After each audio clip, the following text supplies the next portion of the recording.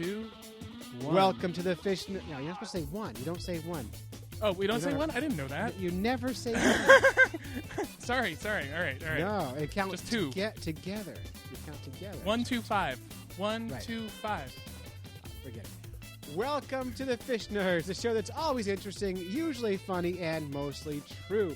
I'm Clay, solo host of the Fish Nerds podcast, and today we're having a very special co-host because I'm not solo. How can you be a solo host if you have a co-host? Well, the trick is I lost Dave, and now I'm lost in life, and so I want to welcome the amazing James to the show. James, welcome to the podcast. Thank you. I'm very excited to be here. This is great. What I like so is Dave leaves and I have an opportunity to step in. That's great. You got a chance Thanks, for 1 week trial, and what I like is you've already wrecked the intro, and so what else could go wrong? I don't know. Let's find out. Let's find out. So it's going to be a different show, and we're going to be working through some growing pains as we try to find our new show voice. So we hope everyone stays with us. But in the meantime, we got the amazing James. And I think we should start by introducing who you are, James. James, who are you, and why are you on my show?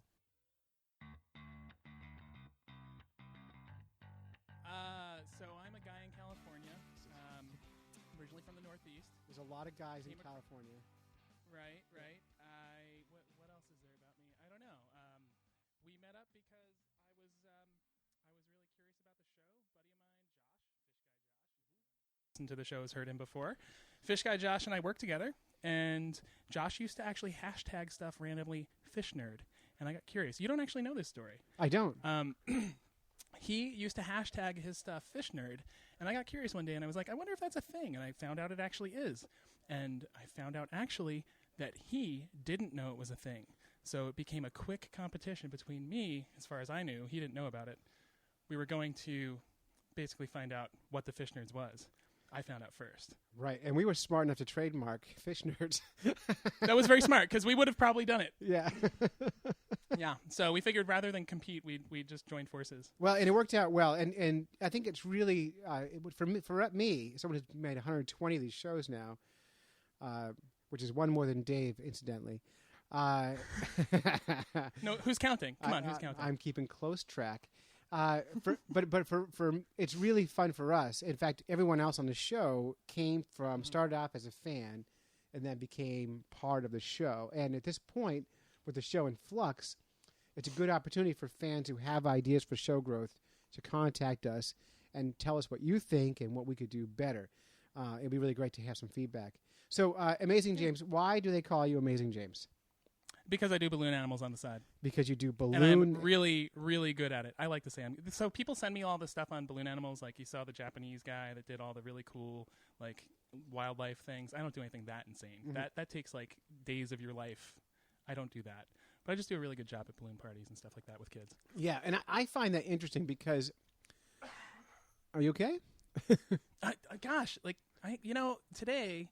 I was out with a mobile fish exhibit, and we had like 600 kids I had to talk to, so my voice is a little strained right now. All right, well, let's the first day of the season. So I think you and I share history, although not the same history and same place. We had similar jobs. I mean, you did a balloon animal thing, and I was a juggler.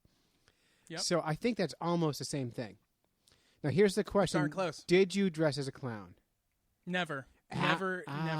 No friggin' way. Me either. Did you ever consider auditioning for clown college? No. Oh, I did. No, you're definitely more nerdy in the clowning world. I'm sorry, not clowning, juggling world than I am. Yeah, I auditioned for Ringling Brothers Bar and Bailey Greatest Show on Earth Clown College. And how many balls can you juggle? Well, and that's not a personal question. The truth is you don't really want to know that. What I want to know is, first of all, you work for whom? I work for the East Bay Regional Park District, which is the largest park district in the nation. Wow. Wow. The nation. Right, nation. Exactly. So what do you do? So I'm a supervising naturalist, and I taught high school biology for a few Stop years.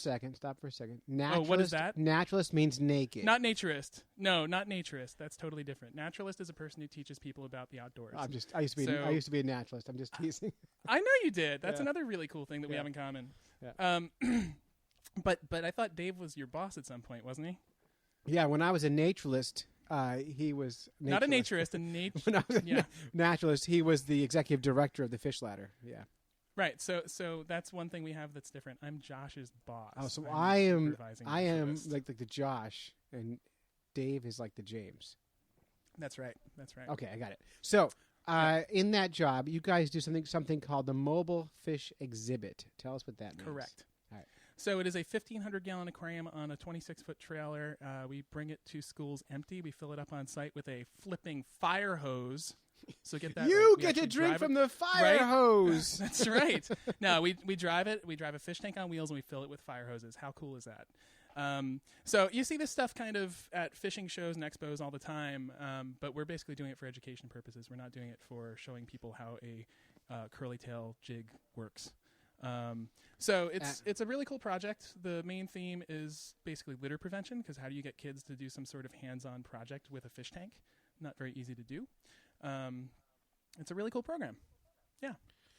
It sounds really cool. And I was looking at pictures on it, and we'll share them online at fishnerds.com. You can see photos. And I was looking at pictures of it and thinking, man, if someone in the Northeast would start something like that, they'd make $1 million. I might have to move back. Yeah. Yeah. I mean, so logistically speaking, what's it? Yeah. You're not driving this around full of fish. No, not at all. Yes, you are. Totally empty. No. We have a live well on the back of a Ford 350. And the live well is about 150 gallons. We basically sandwich pack, literally, it's like a sardine can, for what usually is in about 800 gallons of water when they're on their, like when they're backstage, when they're in their aquarium stuff that Josh takes care of on a regular basis. So Josh gets up at like 3 o'clock in the morning, 3:30 in the morning, drives down from his place. He lives in another park. He comes to the park where I live and work, and he picks up the fish out of the fish lab, throws them in the back of this truck, and we bring them with the trailer to the school, get there at 6:30 in the morning, fill up 1,500 gallons of water, which is really fun to do in a drought in California. People kind of panic about that, you know? Sure. But, yeah. But 1,500 gallons really isn't all that much. It's like a couple of jacuzzis, essentially. And here in California, the crazy thing is that water is super expensive. So back east, I remember my water bill for like a month, or maybe a few months, was like $14, $15. Mm-hmm. This 1,500 gallons, couple of jacuzzis worth of water costs us about $7.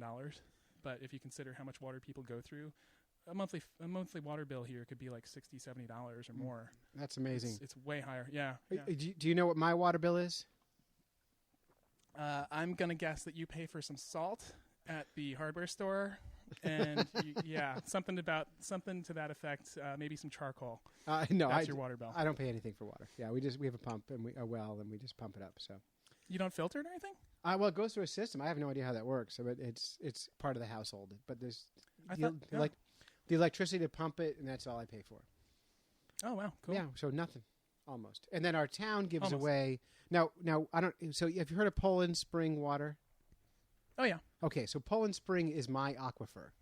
So no way! I thought Poland Spring came from like Poland. That's insane. Yeah, it's crazy. Yeah. They don't have a tunnel under the Atlantic bringing the water over here. They have a big pipeline. Yeah. No, the protesters don't allow the pipelines anymore. I remember it used to be Poland Spring coming to you straight from Maine. Yeah, it comes from Maine, Freiburg, Maine, right across the border here from Conway. The groundwater from the Saco River, my river, is Poland Spring. Look at that. So our water comes out. It's great. It's good water, and that's really cool. And it's free. The town gives it away for free too. You can drive through town. You can just pull up to a spigot and fill up your water gallons or whatever, and you get free water. I grew up on Long Island. I grew up on Long Island, and the aquifer came under the Long Island Sound from Connecticut, and so we actually supposedly had like some of the best water in the Northeast, also. But then you go across to New Jersey, and you just don't want to even smell it. Yeah. So, sorry, New Jersey. I went to high school in New Jersey. I am New Jersey. Are you really? I am. I sure am. Wow. So you grew up there. I did grow up there. Yeah. That's where I get my rapier wit. Oh, that makes a lot of sense. Now. It all makes sense. It doesn't make any sense at all. Totally. So you got a really cool gig out there, and they give you a place to live, or do you have to pay additional for that? We pay a very small amount for out here. So that small amount is actually still about 3 times my mortgage on my house back east that we still own. You still own a house back east? Well, we didn't want to give it up in case things out here didn't work out. We wanted to be able to go back. So if things have worked out there, okay. I like your style. Always plan for failure. That's right. That's my motto. Well, I basically expect failure, but Yeah. if it gets better than failure, then you're in good shape. Yeah, well, if you don't fail, you're not trying. So there it is. That's really cool. And James, we're going to hear a lot more from you throughout the next upcoming months. So we're going to rotate through different hosts and co-hosts and see if we can't figure this whole thing out. But today's show, the main topic, odd baits. Odd baits. And so I put this question on Facebook today. I asked the question, what are the craziest baits or the weirdest baits people have used? And we got tons of responses. And before I checked those out, and the reason I asked is we found an article on Wide Open Spaces about weird baits that you've never heard of or used. And so here's the question. What's your weirdest bait you've used? Me? Yeah. I actually put onto that my weirdest bait that I've ever used. Gosh, what did I put? Are you looking at it right now? Because I am trying to pull it up. I am pulling it up, and I think you have dried banana peels.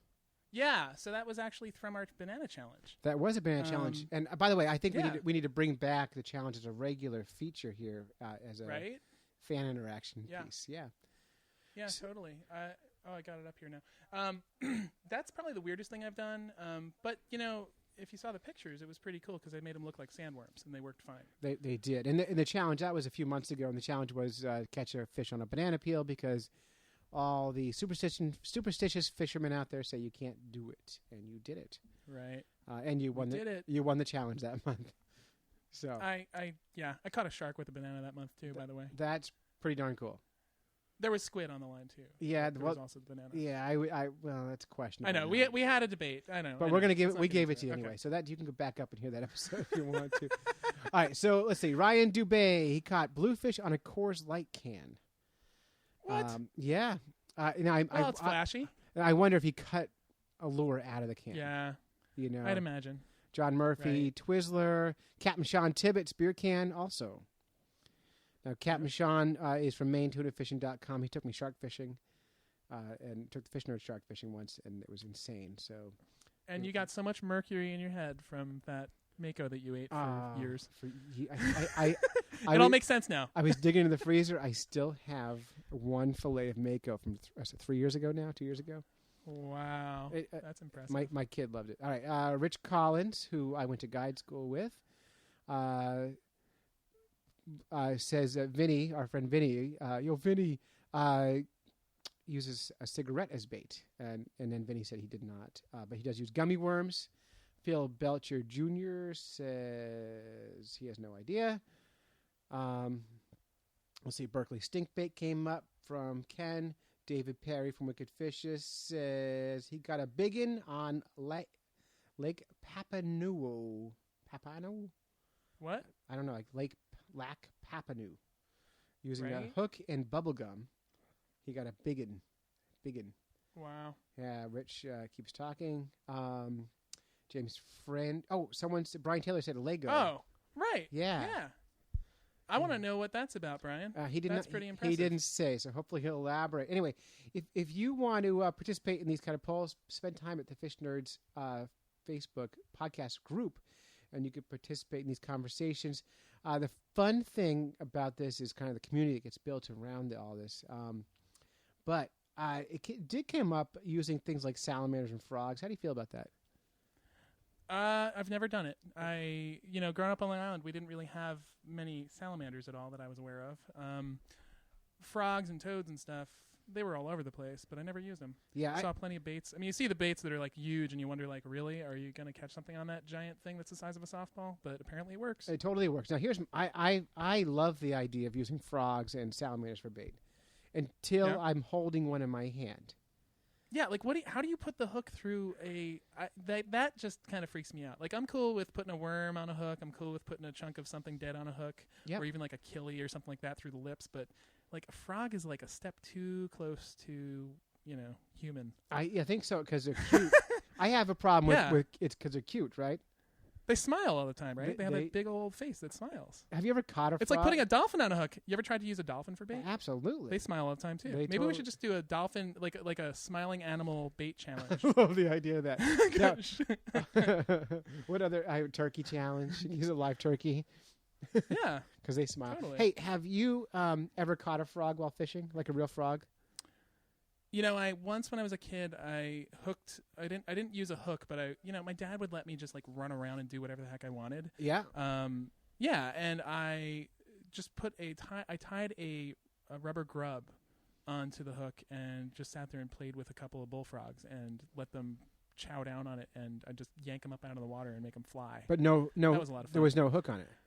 I never actually caught one. I had a girlfriend once who famously started this tradition at her school, at her college, to go out every year and spear frogs for a big old like frog boil. God. Yeah, that was kind of crazy. When she told me that, I was like, okay.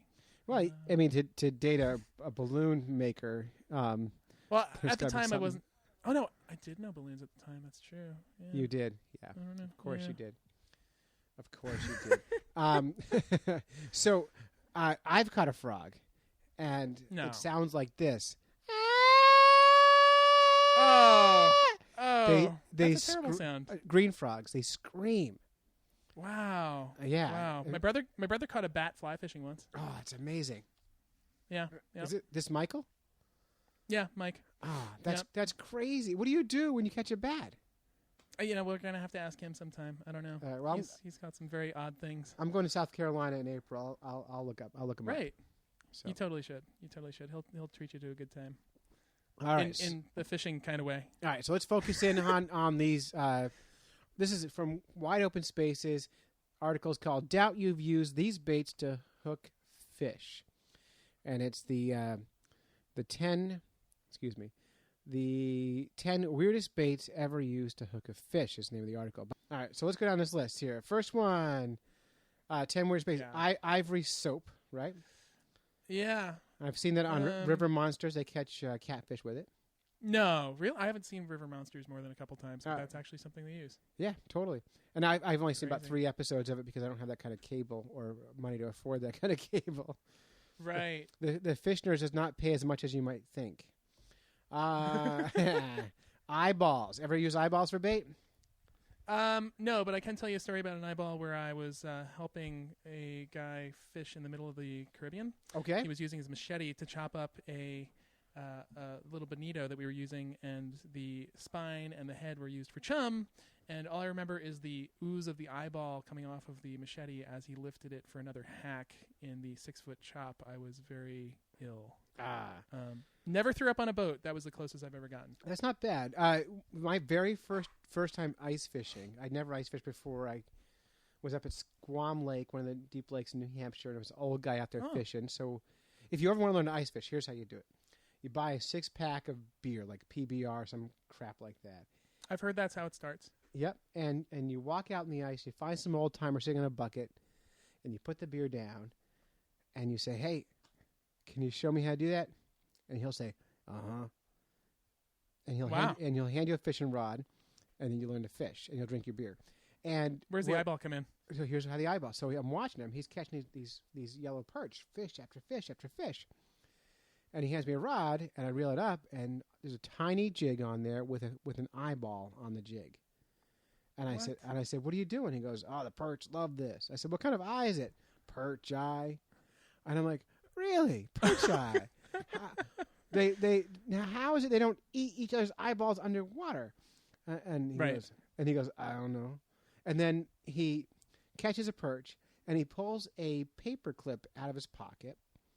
Yeah. And he uses the paper clip and scoops an eyeball out of the live perch, lets the perch go.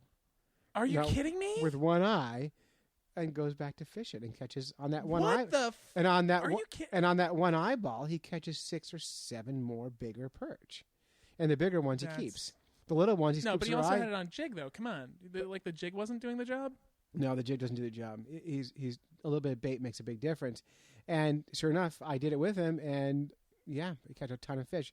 And the funny thing is once in a while you'll catch a bigger fish that has just one eye and one eye hole healed over.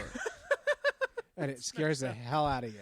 You reel him up and you're like, ah! It's that guy. Yeah, it's because of that guy. It's Squam Lake 5 Jim. years ago. Yeah. Wow. Yeah. Wow. Yep. I've heard of Squam Lake, Well, you should have. There's a visitor center there. There's like a big nature center there. Yeah, the Squam Lake Science Center. My friend Ian McLeod is the director there. You know Ian? No way. You know Ian? Ian used to be the director of Massabesic Audubon. I once stole a beaver from him. Yeah. That's hilarious. Do you know him? I know Ian from... Yeah, totally. Get out. It's a small world, man. Yeah, Ian, he's the director there. I see him at this Nature Center Administrators Conference every year. Really? We were just in Minnesota. Yeah, I was just in Minnesota like a month ago. Oh, that's insane. And Ian was there. He's he's an cool. osprey expert. Yeah, he's a bird guy. Mm-hmm. Very cool. He also sings some really, really good Scottish songs. Yeah, if you can picture a guy who's like 6'5" and probably just a monster of a guy. Yeah. Yeah, and it's very rare for me to find someone bigger than me, and he definitely is imposing. He's imposing, but he's also like, these big Scottish guys. Like there's something charming about him, and you want to be around him. Like he's a great guy. Ian's a cool guy. Yeah, he's a very cool guy. That's funny. Yeah, no, he used to be a director of Massabesic Audubon, and when Dave was director of the Fishways, and we used to pull pranks on them. And one time I had my staff distracted him at the front desk while I stole his mounted beaver. And that's hilarious. Yeah, he caught us. You didn't mount his beaver. You stole his mounted beaver. I stole it. Okay, next baits. Gummy worms. Gummy worms I've heard of a lot. I mean, that's something that, like, as kids, I think a lot of kids try that. Yeah, I've never tried it, but I don't see why it wouldn't work. And sometimes you buy the Berkeley baits, whatever, they're all infused with sugars and things. So to me, it doesn't seem that odd. Next one. Right, the next one here is yarn, and that doesn't surprise me at all because that's like a typical fly material. So in fact, when I was quest fishing, I was trying to catch northern red-bellied dace, and the one I caught was about 3/4 of an inch long. And the rule is we had to catch them on a hook and line. We couldn't net them out. Right.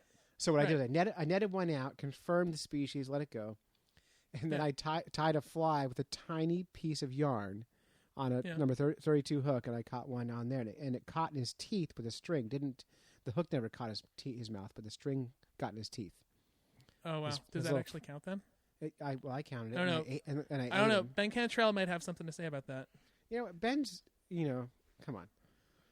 I'm just saying. He's very purist, but I don't know. I've seen Ben. Now, for people who don't know, Ben Cantrell is probably the person who's got the most species of fish on hook and line that I've ever heard of. And last time I checked in with him, he was like at 340 or 350. So yeah, well, it probably tripled when he went to the Amazon this past year. Oh, of course. And by the way, it's easy to have a quest like that when you've got no family, friends, or jobs. So yeah, totally not fair. Totally not fair, but good on Ben anyway. Cigarette butts. What? How? Yeah, I mean, okay, so part of the education program that we do is about litter and picking up things like this. Yeah. And we always talk about how animals like to eat trash and how it affects like the food chain essentially and brings in all these nasty chemicals into our bodies. And I'll tell you what, like, okay, now I actually have evidence here that I can say, yes, animals eat this because people use them for bait. That's messed up. Right. Now, the trick here with this article, and I know what they're doing here. They try to write these articles as fast as possible because they're not getting paid anything. The woman who wrote the article does not include like what kind of fish, no evidence that fish was caught. It just says someone claimed to have caught 100 fish in one afternoon. And until I see this, I don't believe it. And guess what? I don't really want to see it. Although Vinny, he may do it. All right. Canned corn, not that weird. No, not at all. In fact, very, very common bait. Mini marshmallows too, same thing. Yeah, common trout bait, right? Lo mein noodles look like worms. Yeah, but not a common bait. Okay. I've never. I can see it, but I've never seen anyone do it. Yeah, I guess they'd fall off pretty easy. And then the next one's bubble gum, which I mean, you can shape that into anything you want. And plus that sugar content. But Rich was saying he did it, and right. And oh so God, why not? Oh God. Oh no. Oh, no. No. Yes. Come on. Yes. Seriously? All right. That's disgusting. So condom. Oh, it even mentions Boy Scouts in. This is an awful article. I can't read the rest of this. All right, I'm going to read this because I love this. As the Boy Scouts always say, be prepared. And when fishing, it's always best to prepare for any situation. So be sure and keep a condom in your tackle box. God, this is awful. Some expert angler claim that the green condoms in particular make excellent bait and that imitates the smaller fish in certain waters. I have two problems with this. One, an angler would never call that color green. What would they call it? Chartreuse. Chartreuse, thank you. And I don't believe I'm actually answering these questions. Yep. I need to go Ralph. This is disgusting. It's totally it's not saying it's a used condom. And Right. the other important detail here is my bet is no one's ever tried this, but some guy got caught with a condom in his wallet by his wife, and said, "Oh no, yeah." I was using it for bait. Exactly. Okay, I was trying to catch a sucker fish. Now, I have heard in some countries, I don't know if it was Cuba that I heard about this, but they are so commonly distributed for STD prevention that they're used for all sorts of stuff. Like, I can imagine you could blow one up and use it for a bobber if you wanted to. Well, as a balloon animal expert. Of course. Thanks so much for... I'm going to ask you, what can or have you made out of condoms? Not babies, I can tell you that much. Right. I've never actually tried it, and I probably never will. Okay, here's what you need to do. This is a true story. When I was in my 20s and silly, before I was more mature, like I am now. Yeah, you're so mature. We once had a friend who went to Planned Parenthood, and they got like 1,000 condoms. And we had, I was in my 20s, and I had a bunch of roommates, and so we were just, we were blowing about around the house and all that stuff. But I put them on my feet. They are very, very stretchy.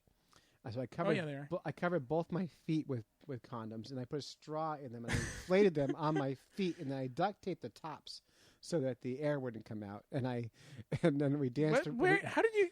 And then we danced around with giant balloon feet. Yeah, so that's useful. Wow. Yeah, you're welcome. That's very creative, Clay. I've never. Yeah, thanks for that idea. I'll use that the next time I do a children's party with balloon animals. I'll bring condoms for balloon feet. That's what the really? Yeah, for reals. All right, so that's actually the whole article, and I would say half of those lures, half of those baits, not that weird.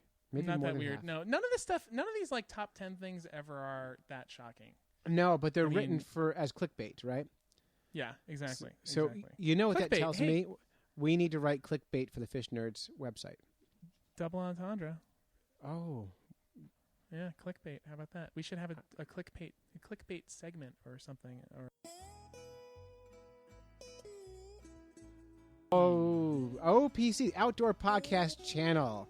So, James, do you like outdoor podcasts but don't want to bother downloading lots of different shows? Yes. Excellent answer. I mean, no. I mean, wait. No. It doesn't matter. Now you can. And you can get all your outdoor shows in one feed at outdoorpodcastchannel.com.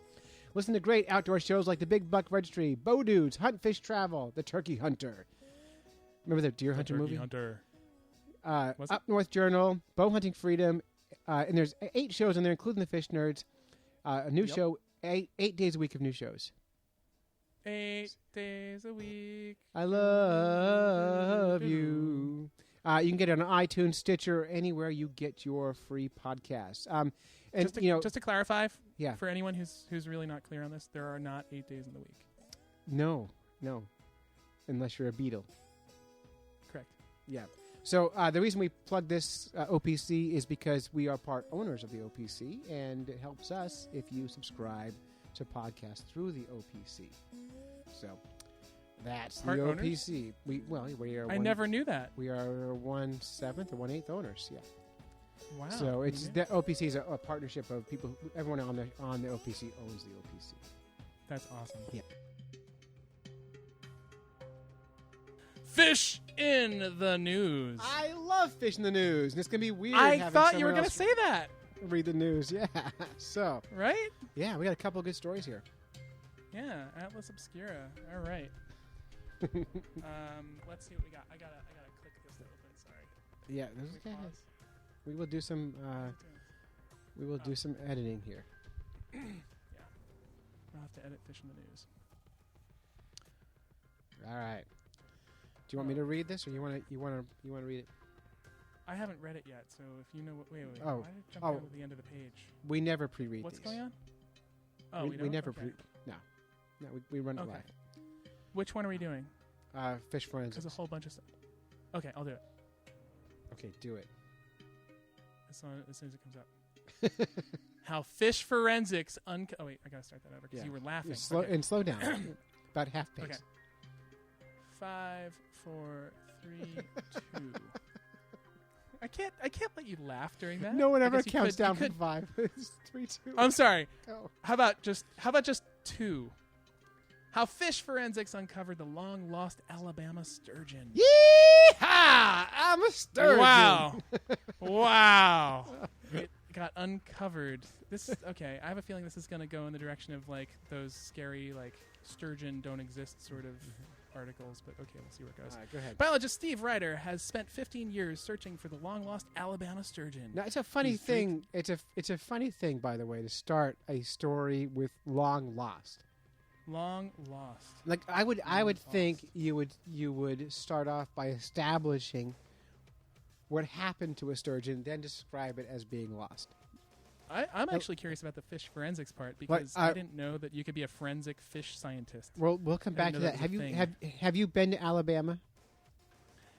It's one of the states I have not been to. Okay, yet. I would argue that if you're in Alabama, you are likely lost. Come on. You're already lost. Come on. There may be someone listening in Alabama, and you just totally turned them off. So Steve Ryder, this biologist, spent 15 years searching for the long-lost Alabama sturgeon. He's draped gill nets up and down the Alabama River. He's scoured historical records for promising sites and waited for hours dangling worms. If you know it's not there. Right. You're just dangling worms. Hours dangling worms. Just dangling worms for a sturgeon. I would be curious what else he caught. Because So the second largest ever seen, the only time he ever caught one, was in 2007. Tagged the big guy with an acoustic transmitter. Okay, but no friends ever surfaced. Oh, man. This past spring, the fish finally showed up again, but not as a splash in the river or a tug on the line. It appeared in the form of a small glowing band on a blob of gel. Okay.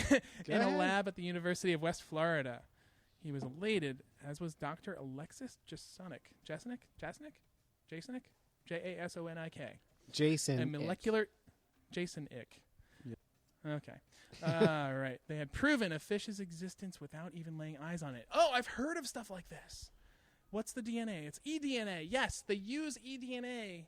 I'm pretty sure. I could be totally wrong, but they use eDNA to also prove whether or not a fish is in, let's say, for example, the Sierras. There are so they can sample. They can sample the water. And find the DNA in the water. We have done the story like this before. Not the same one. But did we?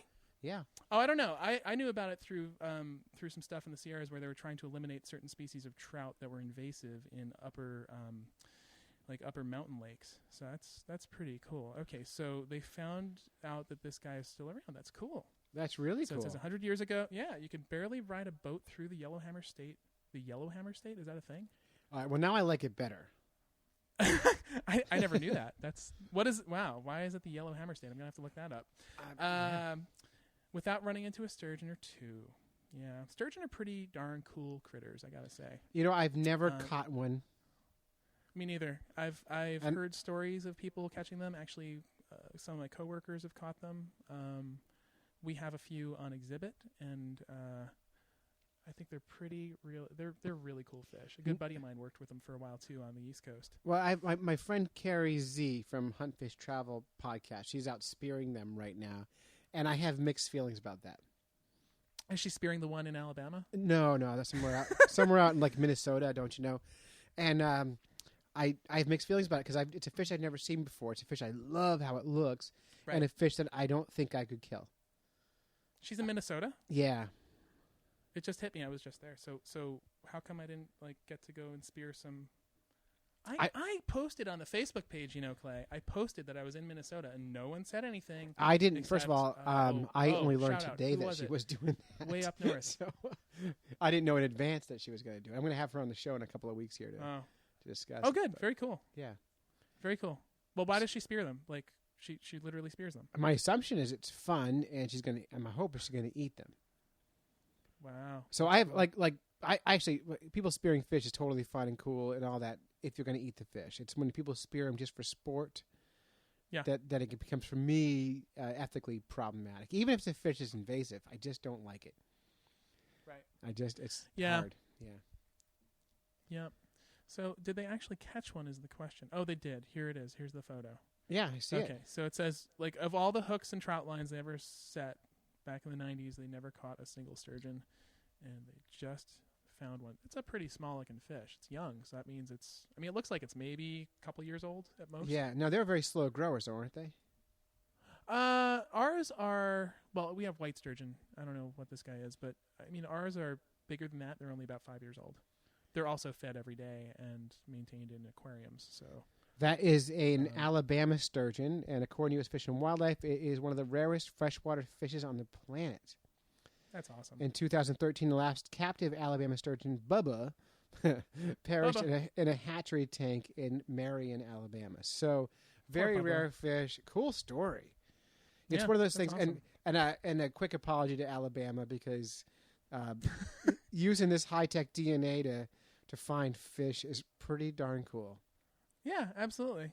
Now, it looks like they had to go out of state to do that, though. All right. Should I do the next one here? Yeah, what do you got? Now, this is important. No, again? Well, and Again? there's a reason I put this up. Why don't you go ahead and read it? I would like to know why you put this up. For real? Paku of lies. Here they are again. Ugh.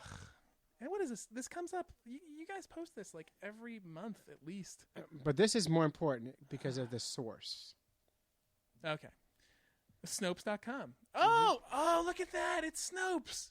They're finally outing the. Oh, that's great. They're outing the nut job, we'll say. Read the title, and this is my problem. Paku of lies. Yeah, How screw the you, red-bellied Snopes.com for plagiarizing the fish nerds. How dare you? Oh my God! How dare you? If you go back to Wow, several like in our mid. This is how we're gonna make money, Clay. This is how you're gonna make money. We gotta sue Snopes.com. We have to sue them. I not only on stage at an NPR event, which was recorded and out in the world, did I call this Paku of Lies. I titled an article Paku of Lies and a podcast Paku of Lies. So, and I emailed Snopes and I said, hey. This is directly plagiarized. Sent them links, and they ignored me. David Emery. Who is David Emery? He's a writer. I tweeted at him. Writer. Yeah. You tweeted at him? I did. I think we need more of us to tweet at David. Let's call him out. All I said was citation, please. Right. All right, Twitter sphere. It is All right, Snopes. Twitter nerds. Let's do it. Let's make it happen. Tweet Mr. Emery. Let's see. A San Francisco-based writer? Yeah. Forget that. I'm gonna go say hello. He's one of your guys, right? No, he's not one of my guys. He's just because I live here and he lives here doesn't mean he's one of my guys. He's your bestie. It'd be really scary if I actually did know him. It's not I've met big a bunch stretch. of writers who write. Yeah, it's not. You're right. If I don't know him personally, then I probably know. It's probably like a level 2 connection, like 1 or 2 people that I know. Yeah. Steps so away, anyway, you know what I mean? go read the article a little bit, and we'll talk about it briefly, but not for very long because we have covered this a lot of times. All right. How the red belly pacu fish, a mostly vegetarian cousin of the piranha with human-like teeth, gained a reputation for biting off men's testicles. Right, and as you'll recall, this is where I get snobby. Dave and I, we've been talking about this for years. A Huffington Post every 6 months puts this article out. I've seen it on CNN. I've seen it on Fox. I've seen it everywhere.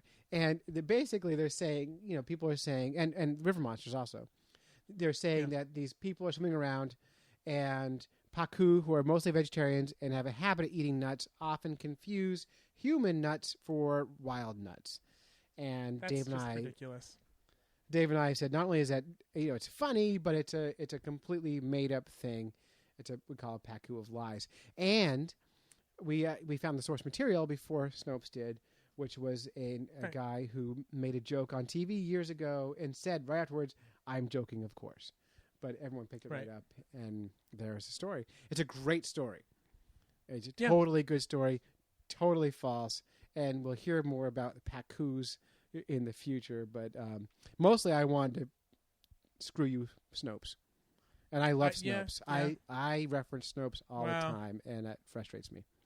And mostly because Wow. they didn't respond to my texts and emails and all that stuff to just citation. Yeah, this came out like a couple weeks ago, but still. Yeah. Geez. Well, Yeah. maybe if you give them enough time and we have enough people tweeting at them, we might hear something back. But wow, they did post a lot of stuff on here. It looks like it's a pretty long page with lots of references, but I'm sure they're the same references that are on it. Yeah, now, by the way, it's an easy joke, and it's very likely impossible he made it up on his own. But once you're shown, like if I made something up, and I'm very proud of it, and someone emails me and says, "Hey, man," he kind of have my exact title, and you say, "Oh, geez, sorry, dude, I'll just give you a citation." You know, that's all. Yeah, that would be great. But it wasn't it wasn't boy. it was an easy joke. It was low hanging fruit to begin with, low hanging nuts, as they say. Nuts, yeah. Low hanging nuts. Yeah, all right. I saw that one coming somehow. Yeah. Ah, gosh. Yeah. Wow.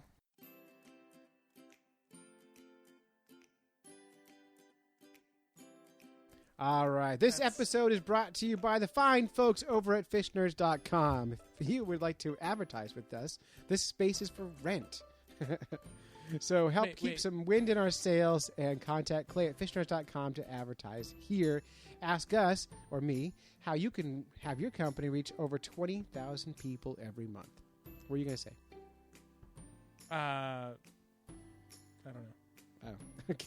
When you said this space, you meant the space on the podcast. This podcast space, yes. This podcast space. So audio advertising goes here. Yes. Insert audio ad here. So Yes. yeah, you're so helpful. I try to make sure that we're very clear. I mean, you know.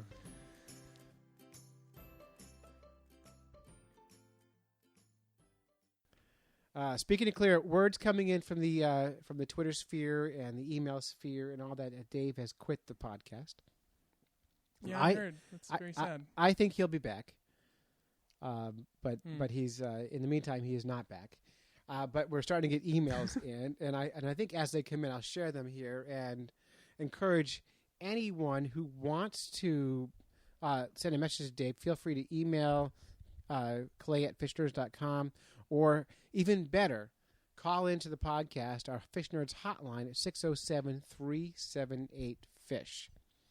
607-378-FISH, and leave us a message, and it will get on the show. So I'm going to have we'll get some really nice things. I bet we'll get some really nice things. Yeah, if you from the line. I hope so. And if and by the way, better if you badmouth him. I'm happier about that. But anything you want to do is fine. So, James, I'm going to have you do a dramatic reading of this letter to Dave from Fish Nerds fan Reed. And don't read his email address. Just read what he says. Nope, won't do that. Okay. Subject line, Dave! Oh, he's so sad. I found your podcast. Oh, it was supposed to be sad? It's supposed to be sad. Sorry. Dave! That's better. I found your podcast close to a year ago, and I've been semi-binge listing until catching up with Real Time recently. Just stop you for a second. Real Time is another fishing podcast. He's been cheating on us. Yeah. Are you kidding? Dare you? That's nice. I like it. Yeah. That's important. Anyway, back to read. I got nervous when the episodes paused without explanation. Now I'm sad for when Dave is going. I'll tell you what. I gotta say for myself. Yeah, I got a little nervous when the episodes paused without explanation. I knew that you guys were taking a break on the Facebook page, but to be honest, I didn't know we were taking a break. And really? Every week I'd be like, "Hey, Dave, let's do this." And I'm in a cabin on a lake with all my equipment ready to record, and Dave's like, "I'm busy. And in fact, we recorded a show from camp, and Dave never released it. And so there's an archive show somewhere. Ooh. Stay tuned, everyone. That may turn up if Dave sends me the data that I may mix up and put out there. So I was unaware, and I think what happened was Dave decided he was kind of done, and then did that thing you do when you're done, which is avoid. And then came back, because now Dave calls me every day, and we're totally friends and all that. So, well, of course you are. Yeah. How can you go through 5 years of fish nerding without being friends still? Totally good, and totally. I hope he comes back. But did you? What do you think about me killing him in the end of the episode last week? You want my honest opinion? Yeah. Yeah, you're laughing. Yeah. It was a little over the top. Yeah, that's what my wife told me. Yeah, it was a little much. I was a little dark. I don't know. It was a little dark. Yeah. It sure made me laugh. I'm sure it did. It still is making you laugh. Gosh. Wow. Okay. Back to Reed here. Here we go. Dave's not dead.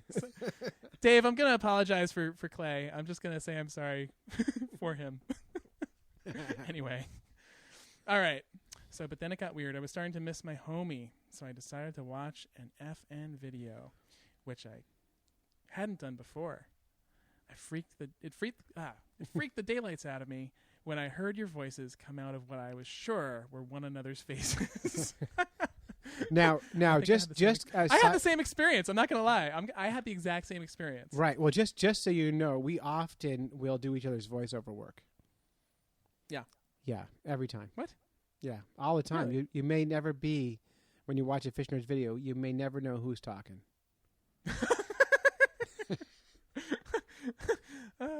You're a funny guy. I know your faces well from the webpage, and every time I hear the podcast, your faces spring to mind. But I've had them reversed this whole time. It's so sad. I'm a little traumatized. He says he's a little traumatized. I right? know. I don't know that I was traumatized. I was like, wow. Huh. Yeah, I don't see. It's well, like, what it means is like he really liked one of us, probably Dave, and then saw my face and went, "Oh, yeah," like it's hurting my feelings. Right. Yeah. Yeah, it makes it interesting though. It makes things a little bit more interesting. For sure. So he says, "Be awesome." He says, "Be awesome, Dave. Thanks for much entertainment." Good. And yeah, that's it. So that was from Reed, and we welcome any message to Dave. We'll get him on the show, and we'll do little segments for him. And Dave will, he'll be on the show regularly, but not every week, and he won't be doing the work anymore. But we still, his voice will be around, and his James. I know how uncomfortable the condom made you, so I put together a quiz for you. A very special about condoms. No, but I was googling around looking for a fishing lure, and I kept coming across like Adam and Eve sites and different websites selling adult naturalist toys. Wait, I have a funny story about this. Oh, but I I'm not figured you gonna would. tell it right You want to tell it now? Sure. So when I do balloon animals on the weekends, I also do bubbles. Like, you ever see the guy do the giant bubbles with the fishing poles? It all works out together. Like, sure. You can blend all your hobbies together in one thing. I found out just through a quick internet search that one of the ways to make giant bubbles is to mix a certain lubricant, which is basically based on a long chain polymer that dissolves in water, to give your bubbles a little bit more elasticity and rigid surface tension. Was it? So, what was it? What was it? Yeah. It was called J-Lube. And it's actually veterinarian obstetric ointment. Comes in powder form. You just add water to it, and it like explodes into this like amazing amount of gooey stuff that many of us are familiar with. Yeah, but the thing is, when I bought it, I bought it on Amazon. You know how Amazon has that, like people who bought this also bought these other things? Mm-hmm. Yeah, that's as far as I'm going to go with that part of this conversation. Well, it's funny because it reminded me, because I used to work at the Fish Ladder in Manchester, and we did a lot of studies with salmon smolts. And we would have to put radio beacons down their throats, into their stomachs, and drop them in the water and let them go down to the turbines, and we see if they live when they come out the bottom. Oh, yeah. I won't tell you the outcome, but I will tell you that I had to go to CVS and buy a case of KY, which we used to lubricate the radios that we shoved down their throats. So, don't you wish you had J-Lube instead? It would have been so much easier. I know, but when I bought it, I walked to the counter. I'm like, we're having a party. Let's go. Exactly. Yeah. I'm sure the people there really got a kick out of that. There was a lot of laughs. And I'm like, no, it's for fishing. And that didn't help it. I'm sure. It didn't help at all, but it was real, but really funny too. All right, so this quiz is written for you because I know how uneasy you get. Because I recognized it. I had a few quizzes in mind, and this one you figured this out about me. Yeah. So, based on your reaction to the condom story, this is going to be good. Yeah. You need to decide, are we talking about an adult toy or a fishing rod? So I'm going to read you 2 names, and you decide which is which, okay? Adult toy or fishing lure. So okay. you just tell me which one is the lure of the 2. Uh-huh. All right? I'm going to start easy. Ready. All right? Okay. Easiest one, Mr. Dependable or Deadly Dick? Well, Mr. the Deadly Dick comes up in these all the time. Yeah. So it's definitely Mr. Dependable. All right, good. I want to make it easy for a starter for you, right? That's the item for the geriatric community, right? Mr. Dependable. Yeah, that's right. Yeah. By the way, all these are available on Amazon, and if you buy them, your wife will know, because it says it keeps a history to share an account. They know what you're buying. Yeah. I don't need a All Mr. right. Dependable personally. All right. Crazy Charlie or Spin Doctor? One of them is a lure. Which one's a lure? Oh God. Crazy I Charlie hope it's not or Spin Doctor? I really hope the sex toy is not this Crazy Charlie one, because that's my son's name. That would just be messed up. Your son's name is Charlie? Yeah, he's turning 3 in a couple weeks. What's his middle name? Charles Joseph. If we had a boy, his name was going to be Charles Danger Groves. Danger Groves. Yeah, middle name Danger. We agreed on that. Instead, we had a girl, so it's Sammy Grace. I still wanted to be Charlie Danger. My wife wouldn't go for it. So, Spin Doctor or Crazy Charlie? I'm gonna have to say Spin Doctor is the adult toy. So far, you're 2 for 2. All nice. right. Cyclone or Twin Spin?